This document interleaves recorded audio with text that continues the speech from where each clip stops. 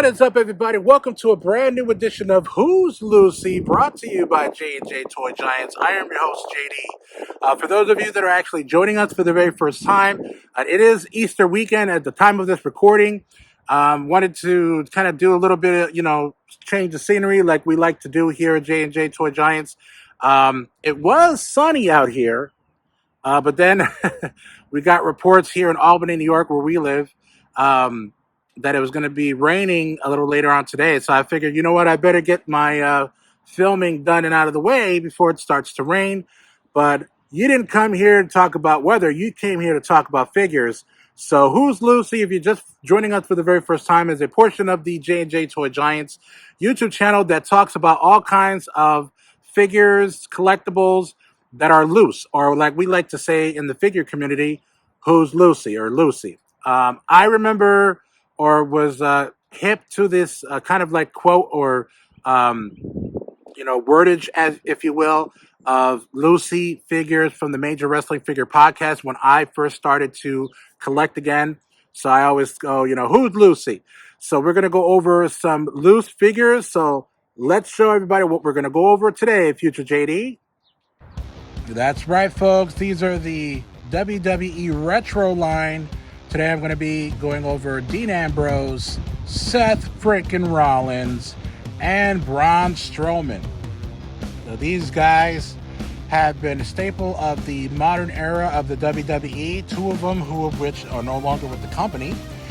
But Seth freaking Rollins has had many iterations since then, since the gimmick that he had that this particular retro was depicted from. But we're definitely going to go over them nonetheless, and exactly what makes them similar to the WWF Hasbro line, which is what these were kind of like, referencing and continuing with the modern era of the WWE. So let's get to it and do the review of these awesome WWE retros.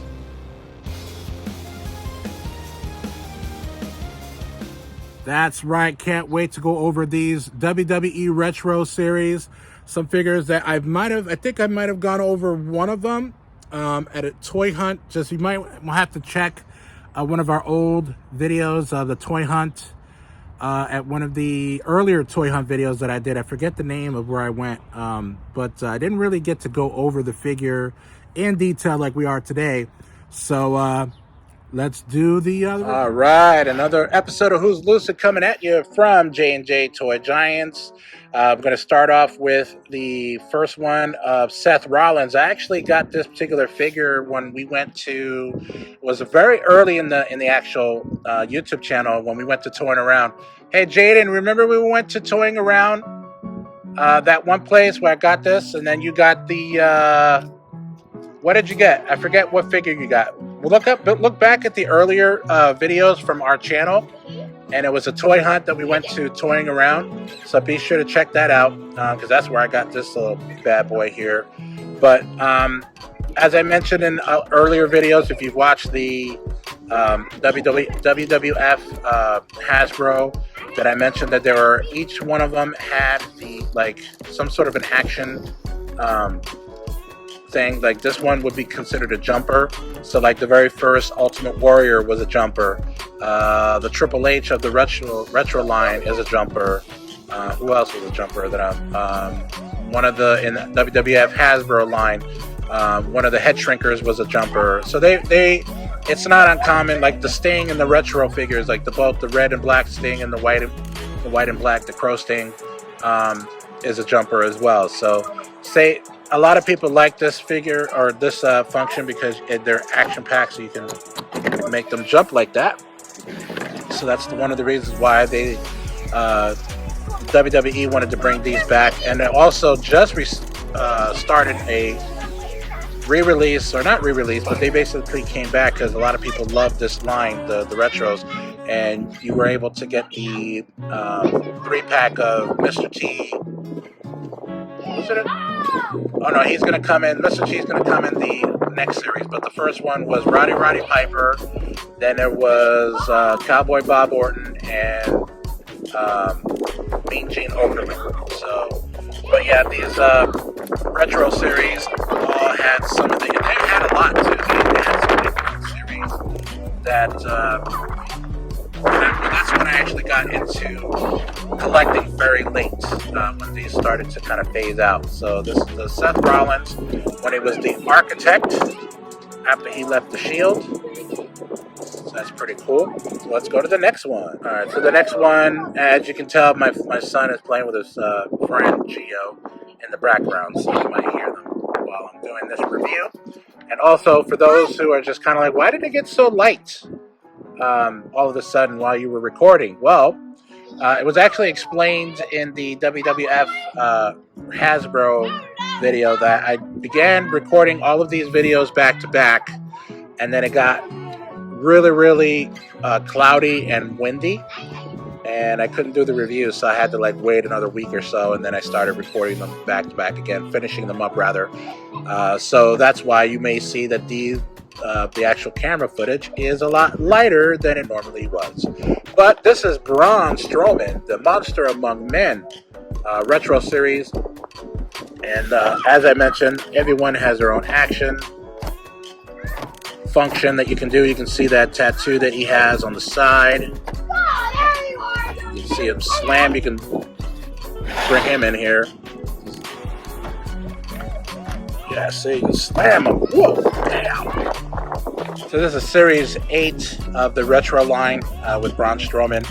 And I forgot to mention that with Seth Rollins, he was Series 3.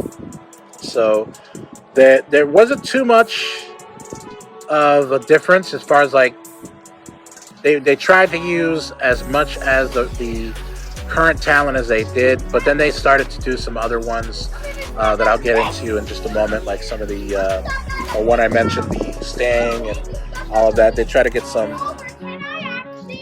the actual like Hall of Famers or the older guys. And so yeah, so this is Braun Strowman Series 8, and this was what he was looking like at the time. He's now bald, and he's actually no longer with the company. And so that is what has been really was changed here. So you can see that he really didn't have that much of a difference, because he's had the same type of getup or gear that he has before he was with the Wyatt family. With the Wyatt family, he had a lot more longer hair, but pretty much his gear was pretty much the same. But yeah, there's not too much that I could say about this. I really wish that he would have been stayed with the company, but he was released when they were starting to do a lot of their releases when the pandemic started. So that's pretty unfortunate. But hopefully he comes back. Who knows? Speaking of which, for those who are no longer with the company, the final retro that we're going to go over today is none other than Dean Ambrose. Yes, Dean Ambrose currently right now is wrestling for AEW. And this was actually during the series that there were some that actually were coming with stands. So this is Series 3 of the WWE Retros. And I believe it was around this time when they actually started doing stands. There were also coming with these little QR codes for the WWE Mayhem mobile game. I believe it was called Mayhem. That you can get these QR codes to get like certain things or certain gear or whatever, downloadable content when you buy these figures. And they would actually come with a little thing that says, hey, if you scan this, you can get such and such on the mobile game. So with Dean Ambrose, like I said, he's no longer with the company. He has the Gorilla Press Slam type of function here. He wasn't really kind of like a Gorilla Press kind of guy. I would have figured they would have had like maybe the clothesline, kind of like the Big Boss Man, or when I did the WWF Retro or WWF Hasbro rather, where you can see he had the clothesline lariat type function. I figured he would have had some of that, something like that. But they also invented, he didn't have it, but there were some like the Jeff Hardy one or the Shawn Michaels one, and the Sheamus one, where like you press something and then they would kick. you know, like the Bro Kick, or in Jeff Hardy's, they were trying to do like a Swanton, and of course with Shawn Michaels, he did the Sweet Chin Music. So they had something different to offer than what they just had on the WWF Retro or WWF Hasbro. I keep saying retros, but it's actually, they're two different things. These are the retros, and then the WWF were the Hasbros, but they had different functions that they would do depending on which characters. So sometimes they were spot on with it, sometimes they weren't. This one was like he never threw anybody or a press slam or anything like that. So, but yeah, so I figured that this was a really cool thing to go over because like I said, he's no longer with the company, and I still have it, and it's pretty nice to have in case if you're a collector, you want to have this stuff, because when people leave certain companies, and especially if they come back, then it's even better to have it, because then you know that this is what he looked like when he was in the company before he left. Also, they're more valuable now because he's no longer with the company. So obviously, and of course, he went out with a different name. He's now called Jon Moxley in AEW. He's not Dean Ambrose. So it's all good in the hood as far as like having these type of figures that people who are no longer with the company anymore, especially if they pass away. Like the Ultimate Warrior figures, and recently, obviously, with the passing of Scott Hall, naturally, all of his merchandise and his figures have gone up in price because now they're more valuable. Of course, because they're more valuable, if you get them if you have one that was already autographed before they passed, that's even more valuable to have. It's so. I know I'm going off on a tangent here. It's so morbid that they go up in value, because they actually autographed, so that way. But that's neither here nor there. But I'm actually glad that I have this one. I actually bought this at Walmart, I believe, when they were still selling these. So that's it for this edition of the J&J Toy Giants. Who's Lucy? Will be with you in a moment. Well, that does it for this edition of Who's Lucy, brought to you by J&J Toy Giants. Again, I am your host, JD. Be sure to like and subscribe, and also comment on any of our video submissions on YouTube, Twitter, Instagram, and Facebook, and follow us on TikTok, and also follow us on Twitch. Yes, we are doing Twitch streams.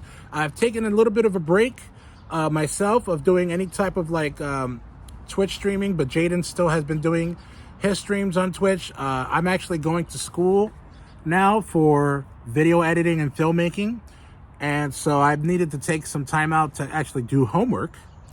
And so yeah, I'm gonna be doing some more Twitch streams in the coming future. The ones that I've been actually doing and posting have been ones that I've done before. So if you followed us when we first started doing the Twitch streams, and the ones that I've been posting of me playing have been ones that I did months ago. So if that kind of causes a confusion there. But thank you so very much. And again, at the time of this recording, it was Easter weekend. So happy Easter to everyone, and keep on cruising. See you later.